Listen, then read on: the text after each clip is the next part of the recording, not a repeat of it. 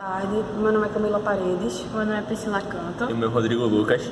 Nós somos alunos da Faculdade de Direito de Recife e nós desenvolvemos um trabalho para obter a segunda nota da disciplina de Direito Comercial 6, sob a orientação do professor Ivanildo Figueiredo, e escolhemos o tema da recuperação judicial da empresa Ondo Norte.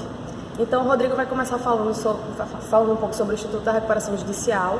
Depois eu vou falar um pouco sobre a empresa propriamente dita, a crise na empresa, e Priscila vai entrar na parte do processo judicial mesmo. Meu nome é Rodrigo, eu sou aluno aqui da turma D8 e eu vou começar a apresentação do estudo de caso da empresa Ondo Norte, da recuperação judicial da empresa. Bom, eu vou falar sobre o instituto em si da recuperação judicial, trazer a sua evolução histórica, falar dos princípios que norteiam a recuperação judicial, que é o princípio da função social da empresa, que é o princípio da preservação da empresa, a proteção dos trabalhadores e o interesse dos credores. Vou falar sobre a crise da empresa e também vou falar sobre os requisitos para o requerimento da recuperação judicial. Bom, o Instituto da Recuperação Judicial, ele nasce no contexto da globalização do mundo. Como a empresa tem assumido um papel cada vez mais importante na nossa sociedade. A parte da empresa que consegue se gerar empregos, consegue arrecadar tributos, ou seja, a empresa deve cumprir toda uma função social. A empresa não serve apenas como um meio dos empresários ficarem ricos. A empresa cumpre toda uma função na sociedade. E bem, a recuperação judicial serve basicamente para fazer a manutenção da empresa. Nesse contexto de crise que o mundo está vivendo, muitas empresas foram atingidas e sim uma perspectiva de evoluir, de sair dessa fase de crise.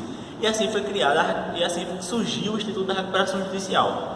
Em 9 de fevereiro de 2004, foi aprovada a Lei 11.101, que entrou em vigor em 2015.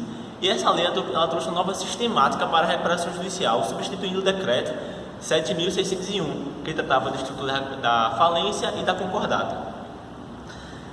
Bom, a evolução histórica do Instituto da Recuperação Judicial se deu nos Estados Unidos. Foi o primeiro lugar onde se iniciou o procedimento de recuperação judicial. Certo, foi bem rudimentar naquela época, não tem a complexidade que tem hoje o Instituto.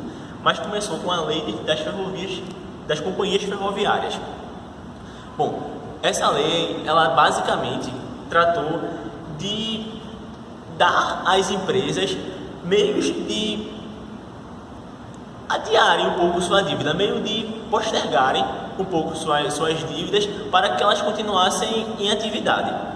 Aqui no Brasil, podemos dizer que o Instituto da Recuperação Judicial surgiu com a concordata. A concordata nada mais era do que uma sucessão moratória que ocorria durante o processo de falência.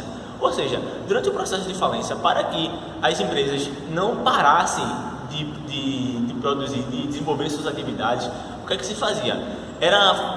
Tinha a opção da empresa meio que adiar essas suas dívidas e assim meio que conseguir continuar com a sua produtividade. Posteriormente surgiu uma nova concordata, que foi chamada de concordata preventiva. O que basicamente dizia essa concordata? Ela dizia que você podia fazer essa sucessão moratória antes mesmo de ser decretada a falência. Ou seja, antes de ser decretada a falência, você já podia meio que parcelar a sua dívida. Você podia negociar com os credores e parcelar a sua dívida. Com o decreto 7.601, que instituiu a lei da concordata, teve algumas mudanças que mais se assemelham ao Instituto da Recuperação Judicial como ele é hoje. A concordata ela passou a ser suspensiva e dependia da aprovação prévia dos credores. E também você poderia parcelar suas dívidas para que a empresa continuasse em desenvolvimento. Bom, acabou que esse instituto da concordata não foi suficiente para que as empresas conseguissem pagar sua dívida, se recuperar e voltar à atividade. Então foi assim que foi criada a Lei 11.101. Os princípios que norteiam a recuperação judicial, como já dito, dentre eles tem o princípio da função social da empresa. O que diz basicamente esse princípio? O princípio da função social da empresa, ele dispõe que a empresa ela tem uma função na sociedade, que a empresa não serve apenas para o bem-estar dos empresários, apenas para os empresários terem a qualidade de vida melhor. Não, a empresa ela serve para atender os anseios da sociedade também. A empresa serve como uma geração de emprego, ou seja, a empresa tem toda uma função social. E essa função social pode ser encontrada em dois aspectos. Tem um aspecto mais estrito, que é o poder-dever dos empresários e dos administradores da empresa de harmonizarem as atividades da empresa com os anseios da sociedade. E por outro lado, tem um sentido amplo, que é o dever dos empresários de realizarem sua atividade empresarial, de gerar emprego, de arrecadar tributos. O princípio da preservação da empresa, ela é bem parecida com o princípio da função social, de que a empresa deve ser preservada, porque com a empresa consegue se manter os empregos, consegue se arrecadar mais tributos, ou seja, a preservação da empresa é fundamental para toda a sociedade. O princípio da proteção dos trabalhadores também vai na mesma linha, bem parecido com os princípios anteriores, e diz que os trabalhadores precisam da empresa para manter os seus empregos. Ou seja, é fundamental que a empresa continue a desenvolver suas atividades para que as pessoas continuem com seus empregos. Bem, e por último, dentre os princípios norteadores da reparação judicial, temos o princípio da proteção aos credores, do interesse dos credores. Por quê? Os credores eles precisam receber o seu dinheiro, por exemplo, os bancos precisam receber o seu dinheiro para continuar desenvolvendo também suas atividades, para não acontecer um efeito em cascata, porque a partir do momento que a empresa não consegue honrar com seus compromissos, as demais empresas também acabam sem conseguir honrar seus compromissos porque não estão recebendo o seu dinheiro. Então esses são os princípios que basicamente norteiam a empresa. Bem, falando agora da crise da empresa, a crise da empresa se divide em 3 etapas. Temos a etapa econômica, a etapa financeira e a etapa patrimonial. A crise econômica, ela basicamente ocorre ou pelo aumento das despesas da empresa, quando a empresa acaba tendo mais despesas do que o esperado, ou então com a diminuição do faturamento. Essa é basicamente a ideia da crise econômica. A crise financeira já acontece quando a empresa não consegue honrar seus compromissos. Ou seja, a empresa ela fica no estado de liquidez e não consegue honrar seus compromissos. E a crise patrimonial é o próprio estado de insolvência da empresa. Dentre os principais fatores que desencadeiam a crise da empresa, temos o aumento da concorrência do mercado, o aumento dos impostos, a má gestão administrativa, a sucessão administrativa da empresa também é um fato muito comum de desencadear uma crise, quando, por exemplo, o administrador morre e acaba tendo um conflito de interesses entre quem vai assumir a empresa. Então, todos esses fatos que acabam acarretando a crise da empresa. Por último, eu vou falar agora dos requisitos para o requerimento da recuperação judicial. Esses requisitos estão dispostos no artigo 48, que eu vou ler agora. Bom, o artigo 48 diz que para requerer a recuperação judicial, a empresa precisa estar em atividade há pelo menos 2 anos. Ou seja, a empresa que acabou de ser criada não pode pedir recuperação judicial. A empresa tem que estar pelo menos 2 anos em funcionamento. E deve atender os seguintes requisitos: não ser falido, ou se for falido, ter por sentença judicial transitada em julgado suas declarações extintas, ter menos de 5 anos, não ter em menos de 5 anos já concedida a recuperação judicial em seu favor, e não ter sido condenado o seu administrador ou controlador em qualquer crime previsto na Lei 11.101. Bem, por fim, cabe ressaltar que todos esses requisitos são cumulativos. A empresa precisa preencher todos esses requisitos. Agora eu vou passar para a Camila, que vai falar um pouco sobre a empresa ON do Norte. Camila Paredes, eu sou da turma N8 e eu vou falar um pouco sobre o Grupo ON do Norte, a atividade que eles desenvolvem, o surgimento da empresa e também sobre a crise da empresa. Então, inicialmente, é válido ressaltar que o Grupo ON do Norte, na verdade, é composto por diversas sociedades empresárias que têm uma ligação gerencial, patrimonial, laboral. Então, são empresas que são ligadas entre si, que a gente pode denominar de um grupo econômico, né? O Grupo Econômico ON do Norte. Então, esse grupo econômico ele teve surgimento na década de 60, através do empresário Aloysio Pedrosa, E começou com uma pequena fábrica de papel e de embalagens. Então a empresa foi crescendo. Na década de 70, os produtos comercializados foram diversificados. Eles começaram a vender papel ondulado, que foi o que deu origem ao nome da empresa, né, do Norte. Começaram a comercializar embalagens plásticas também. Na década de 80 e 90, eles adquiriram o Parque Fabril da Pafisa, que era uma empresa que tinha na época, e consequentemente houve um crescimento, né, do grupo no Norte. Houve uma modernização do maquinário também. Nos anos 2000, o grupo comprou alguns terrenos rurais para o plantio de eucalipto, visando a sustentabilidade do grupo, né? Nessa mesma década também, o grupo começou a desenvolver produtos de alta qualidade para atender um público mais exigente, né?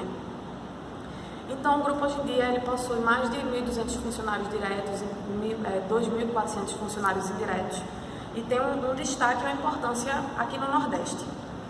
As principais atividades desenvolvidas no grupo a produção de papel higiênico, guardanapos, papel toalha, caixa de papelões para embalagens, e desses produtos são produzidos 120 mil toneladas por ano. E é muito conhecido aqui no Nordeste. Tem as linhas de papéis Tissu, Alpino, Leve, Novo. É bem conhecido aqui no Nordeste e também no Norte. Além do foco, né, da atividade empresarial, que é a produção de papel e de papelão, o grupo também tem um esforço no sentido de reduzir os impactos ambientais que ele causa no meio ambiente, né? E eles auxiliam em políticas de reflorestamento, né? Eles têm umas propriedades para o plantio de eucalipto. Eles também fazem um tratamento de água no Parque Fabril, para devolver água para o meio ambiente sem causar danos. Eles também têm uma contribuição social junto ao IMIP, junto a algumas fundações de caráter social, junto ao IMIP, junto ao SES, contribuindo para a ressocialização de carcerários, né, utilizando a mão de obra carcerária para algumas de suas atividades. E o grupo, a partir do ano 2013 até recentemente, vem enfrentando algumas dificuldades financeiras que decorrem dos empréstimos que eles adquiriram junto aos bancos para ampliar a fábrica e também para modernizar as máquinas. E esses empréstimos, devido à crise mundial, eles acabaram por ficar com juros muito elevados, e a rentabilidade dessa operação financeira acabou ficando prejudicada, né? Então, as linhas de crédito também foram reduzidas, houve reajuste salarial maior do que a inflação, além da pesada carga tributária, né? Que isso são problemas que toda empresa enfrenta. Mas, além disso, em 2013 e 2014, houve a quebra de uma máquina muito importante no Parque Fabril da empresa, e essa máquina acabou comprometendo 2/3 da produção da empresa por algum tempo, até a máquina ser consertada, e isso prejudicou muito a empresa. Além disso, em 2014, além dessa máquina, a quebra da máquina ter reincidido, ela quebrou novamente, além disso, houve um incêndio no Parque Fabril, paralisando a fábrica por quase um mês. E isso também contribuiu para a crise na empresa. E então o grupo ele implementou e continua implementando medidas de gestão, medidas financeiras, medidas econômicas para tentar se recuperar, mas só essas medidas não foram suficientes. Então o grupo necessitou recorrer ao Instituto da Recuperação Judicial. Então eles entraram com um pedido de recuperação judicial, né? Na petição inicial falava sobre o que eu falei, sobre a crise da empresa, sobre o surgimento da empresa, atividades envolvidas. E eles entraram com o pedido no dia 14 de dezembro de 2015. O pedido foi distribuído para a segunda vara civil de Igaraçu. A petição foi subscrita pelo escritório Matos Paurá e Beltrão Advogados. e o juiz Marco Aurélio Mendonça deferiu no mesmo dia o pedido de recuperação judicial, tendo em vista que a petição atendia todos os requisitos. Então, Priscila vai falar um pouco sobre o plano de recuperação judicial que eles elaboraram e sobre como está o processo atualmente. Priscila Guerra, e sou da turma D8 da Faculdade de Direito de Recife. E vou falar para vocês um pouco sobre o plano de recuperação judicial que foi proposto pelo Grupo do Norte. Também vou falar sobre as principais ocorrências processuais e a fase atual em que se encontra o processo. Então, como todos sabem, e meus amigos me falaram, o plano de recuperação judicial deve ser apresentado a projeção dos resultados, o fluxo de caixa para os próximos exercícios, a viabilidade e a capacidade de pagamento dos credores. O plano apresentado deve objetivar superar as dificuldades econômicas e financeiras para se dar continuidade aos negócios. Então, o plano procura projetar os impactos das medidas administrativas e pretende-se implementar uma série de ações para que seja alcançado um lucro operacional adequado e sustentável para a continuação da empresa. Então, o plano em si busca demonstrar a viabilidade que a empresa possui e o fluxo de pagamentos para a quitação de cada dívida. Então, eu vou mostrar para vocês que foram apresentadas um conjunto de ações que já foram tomadas e que serão tomadas pelo Grupo do Norte. Então, a primeira ação apresentada foi a gestão industrial, que consiste num ajuste do processo produtivo, visando a redução de custos de compra de matéria-prima e uma nova metodologia de compras.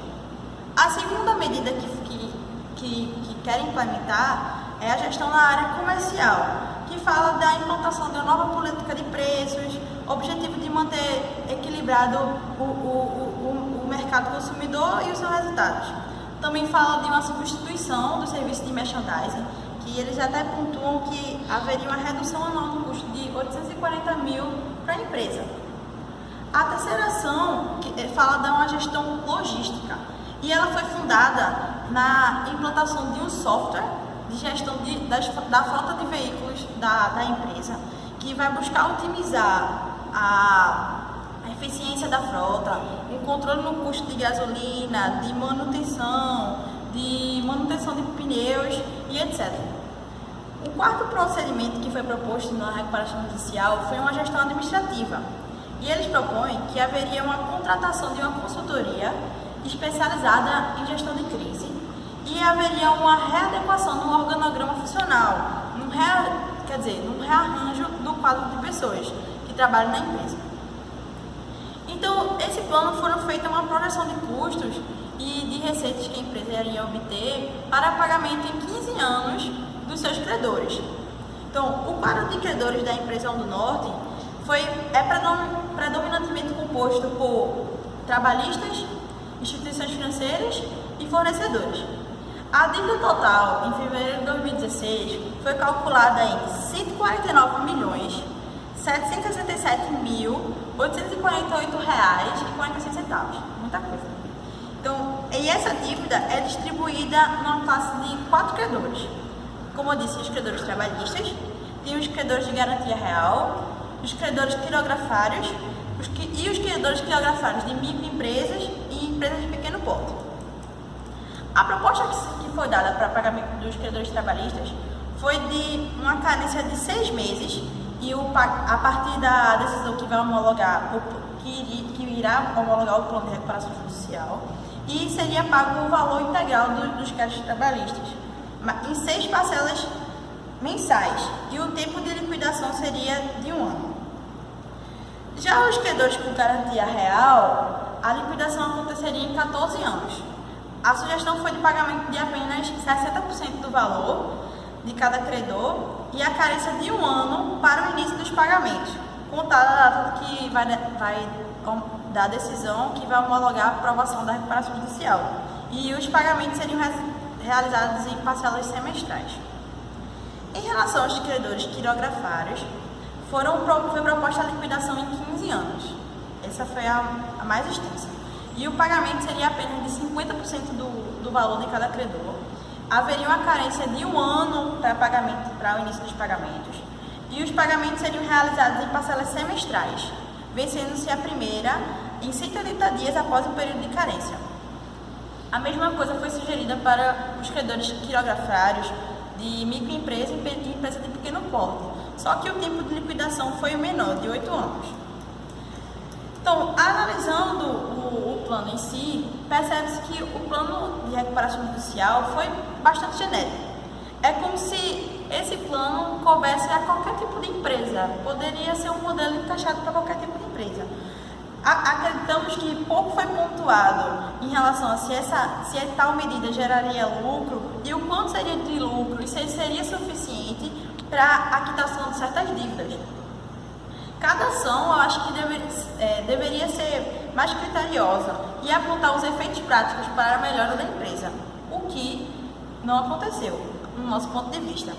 Então, essa generalização dificulta a análise do plano pelo magistrado e, o mais importante, dificulta o debate e a compreensão de melhora da empresa pelas classes de credores para saber se vai aprovar ou não o plano. Então, eu vou passar para a segunda parte da apresentação, que trata das ocorrências processuais e a atual fase do processo. Então, o processo foi distribuído em 14 de dezembro de 2015 e se encontra na segunda vara civil da comarca de Igaraçu.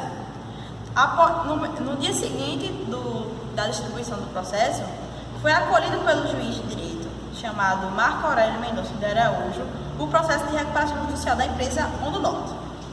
Na decisão foi nomeada como administradora judicial da empresa a Sociedade Lindoso e Araújo Consultoria Empresarial TDA.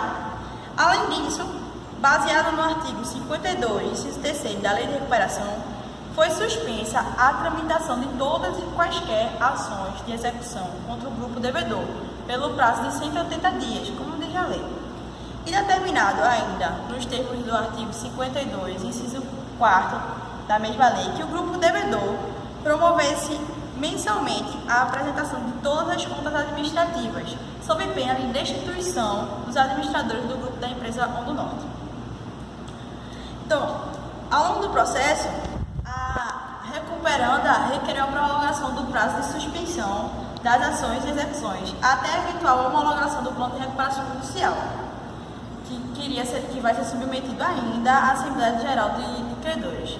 E argumentou o juiz que o Supremo Tribunal de Justiça tem admitido a possibilidade da dilação, conforme se infere conforme vários julgados. E em face do cenário que se encontra a empresa, ele disse sim que poderia ser suspenso, ser dado mais tempo da suspensão do plano de recuperação judicial. E assim, no dia 21 de junho de 2016, ano passado, o pedido de recuperação de prorrogação foi anuído pelo juiz, até a devida votação da recuperação judicial em Assembleia dos Credores. Atualmente, o processo ainda está aguardando a Assembleia Geral dos Credores e, em 5 de maio desse ano, foi acolhida a manifestação do administrador judicial Lindoso, e designada a Assembleia para os dias 28 de julho deste ano, ainda vai acontecer, que seria a primeira convocação, e a segunda para o dia 9 de agosto de 2017. Ambas vão se realizar às 10 horas no Salão do Júri do Fórum de Igaraçu, aqui em Pernambuco, e não se sabe, então a gente não tem que se falar ainda em deferimento do plano de recuperação, porque ainda não houve a Assembleia Geral dos Credores.